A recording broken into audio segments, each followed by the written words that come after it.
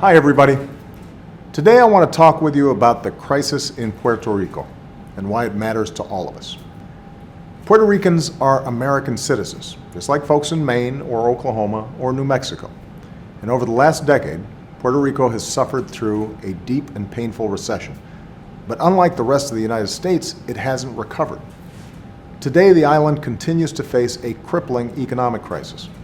Schools are closing, power is being cut off at homes and hospitals. Teachers have to choose between turning on the lights or turning on the computers. Doctors can't get medicine to treat newborns unless they pay in cash.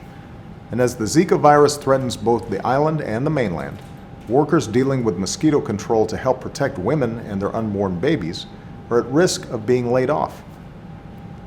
Right now, Puerto Rico is spending about a third of its tax revenue on debt payments, far more than anywhere else in America. And on July 1st, the island faces another $2 billion in debt payments that it cannot pay. There's only one way for Puerto Rico to pull itself out of this crisis, and that's by restructuring its debt and finding a sustainable fiscal path toward growth and opportunity for its people. But here's the problem. Right now, Puerto Rico doesn't have the tools it needs to restructure its debt. Tools available elsewhere in America. And only Congress can fix the problem and put Puerto Rico on a path to recovery. Thankfully, this week the House overwhelmingly passed a bipartisan bill to address the crisis. And I now urge the Senate to move quickly to follow suit. This bill won't cost federal taxpayers a dime. It doesn't include special interest bailouts, and it gives Puerto Rico the ability to restructure its debt, safeguard essential services, and provide important protections to public pensions that more than 300,000 folks rely on to retire with dignity. This bill also includes something else, a temporary system of oversight to help implement needed reforms and ensure transparency. I know that some folks in Puerto Rico are worried about this kind of oversight, but I've always insisted that any solution to this crisis has to respect the democratic rights of the people of Puerto Rico. And I'm committed to making sure that Puerto Ricans are well represented in this process so that we can be sure we're taking steps that are in the island's best interests. This bill is not a perfect solution.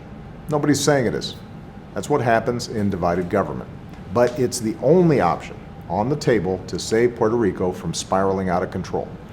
And that's exactly what would happen if Congress fails to do its job. There's no question this is a trying time for folks in Puerto Rico.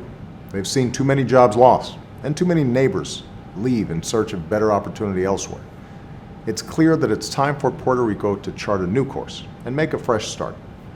This bill is just a first step.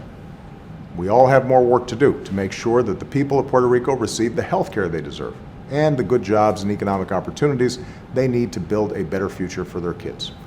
And I want the people of Puerto Rico to know that my administration is committed to your success because you're vital to America's success. That's what this is all about. We don't turn our backs on our fellow Americans. We don't treat folks differently because of where they live. Instead, we treat each other as Americans. We come together, especially when it's hard. That's how we've always set ourselves on a course toward a brighter day. Thanks, everybody, and have a great weekend.